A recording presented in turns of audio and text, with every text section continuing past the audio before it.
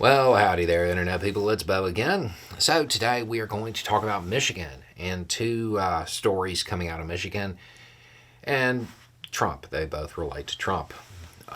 The first, and probably the biggest headline, is that the Michigan Supreme Court they decided against removing Trump from the ballot. They upheld that decision.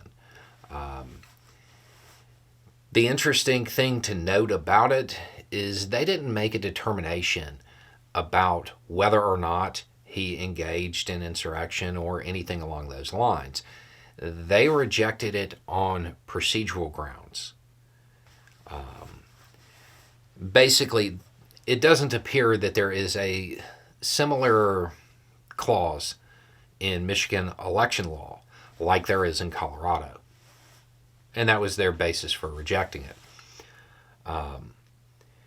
The other news is one of the electors, one of the fake electors for Michigan.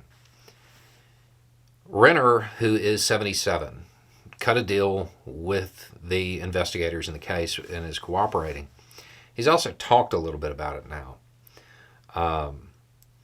And basically, he described how he was ushered through the process by people who he thought knew what they were doing, that he wasn't really aware of what he was a part of until much later. In fact, the January 6 hearings were kind of a moment for him. And describing how he felt, betrayed is an understatement.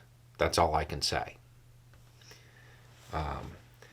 It's worth noting that out of the electors, he's the only one that's made a deal thus far, and it's worth remembering that the investigation is still ongoing.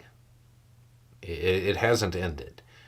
There may be more people who get wrapped up in it.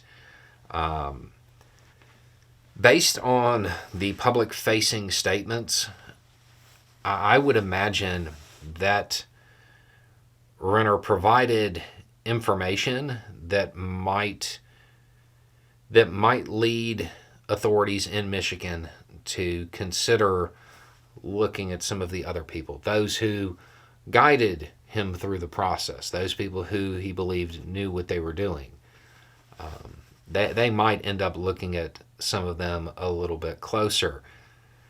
Depending on the information those people provide, if they are spoken to, it might go even higher. This may be a situation where we end up with another Georgia-style case. But we'll have to wait and see how it plays out. Anyway, it's just a thought. Y'all have a good day.